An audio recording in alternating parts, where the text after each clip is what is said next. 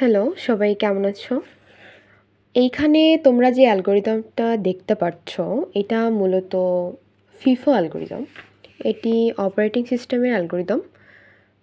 তো আজকে আমি তোমাদের এখানে এক্সাম্পলের মাধ্যমে বিষয়টি বোঝানোর চেষ্টা করব। আশা করি তোমরা বুঝতে পারবে। এখানে দেখো, এখানে 5 8 2 3 8 7 3 2 5 8 এই সংখ্যাগুলো এখানে দেওয়া রয়েছে। এখন তোমাদের হচ্ছে যে জিনিসটা বুঝতে হবে মূলত, যে এই অ্যালগরিদমটার মূল কাজটা কি। এখানে আমার হচ্ছে এখানে লিখি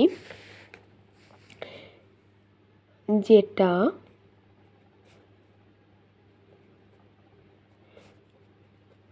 বেশিবার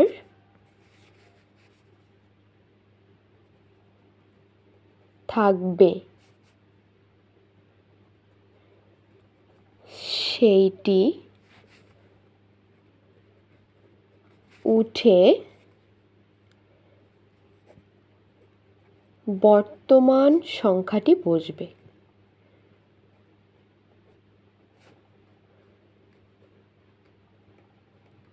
তো এই বিষয়টি তোমাদের খেয়াল রাখতে হবে। তারপর হচ্ছে আমি এখানে এক্সাম্পলের মাধ্যমে বিষয়টি তোমাদের বোঝানোর চেষ্টা করব।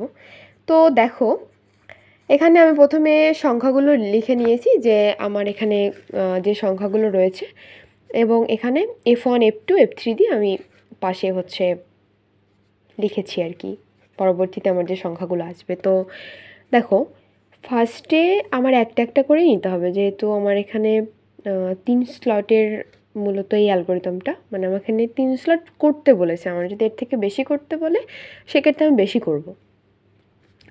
তো আমার এখানে 5, দেন আমার এখানে 8টাকে বসাতে হবে। তো 5-এর পরেই আমি 8টাকে বসাবো, দেন 2 5 8 2, এইভাবে আমার হচ্ছে 3টা কমপ্লিট হয়ে গেল।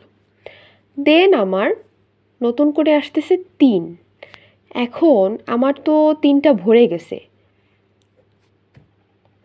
3টা তো ভরে গেছে। এখন আমি কোনটাকে সরিয়ে এই 3টাকে বসাবো সেটা আমার বুঝতে হবে। তো সেক্ষেত্রে দেখো, 5 8 আর 2 এই 3টার ভিতরে আমি এখানে লিখে রেখেছি যেটা বেশিবার থাকবে সেইটা উঠে বর্তমান সংখ্যাটি বসবে। তো এখানে হচ্ছে বেশি যে সংখ্যাটি আছে তোমরা বুঝতেই পারছো, 5টা উঠে গিয়ে এখানে 3 বসবে, মানে 5 এখানে বেশিবার, 5 3বার, তারপর 8 2বার এবং 2 হচ্ছে একবার। তাহলে 5 অবশ্যই বেশিবার আছে এখানে, তার মানে 5 উঠে গিয়ে 3 বসছে, বাকিগুলো সেম থাকবে। এবার 8টা আমার এখানে রয়েছে, তো 8 যখন রয়েছে এটা আমার চেঞ্জ করার কোনো দরকার নেই। এবার আসতেছে 7টাকে আমি কী করব, আবার সেই আমার আগের ফর্মুলাটা অ্যাপ্লাই করতে হবে। তো সেক্ষেত্রে দেখো, আমার এখানে 3 আসছে 2বার, তারপর 8 হচ্ছে 4বার, 2 হচ্ছে 3বার, তাহলে 8 বেশিবার আছে এখানে, সেক্ষেত্রে আমার 8 উঠে 7 বসবে। তো পরবর্তী যে সংখ্যাগুলো রয়েছে সেগুলো এই সেমভাবেই কিন্তু বেশিটাকে উঠিয়ে তারপর যে সংখ্যাটি এসেছে সেটা কিন্তু বসানো হয়েছে। তোমরা একটু খেয়াল করে দেখো, আমি একটু দেখাচ্ছি, দেখো বুঝতে পারছো তোমরা অবশ্যই। এবার দেখো, এখানে আমার পেজ ফল্ট হয়েছে যেখানে যেখানে, আমি কিন্তু সেখানে সেখানে লিখে রেখেছি, তোমরা দেখলেই বুঝতে পারবে। এখানে আমার পেজ ফল্ট হয়েছে 7বার, আমি এখানে লিখেছি 7বার। তো পেজ ফল্ট রেশিও আমার বের করতে বলেছে। সেক্ষেত্রে আমার কী করতে হবে, আমার এখান থেকে আমি পেজ ফল্ট পেয়েছি 7টা, এই 7টার সঙ্গে আমার এখানে যতগুলো সংখ্যা রয়েছে সেই যে সংখ্যাটা, সেই সংখ্যাটা এখানে আমার ভাগ যাবে, মানে 7/10 0.7 আসে।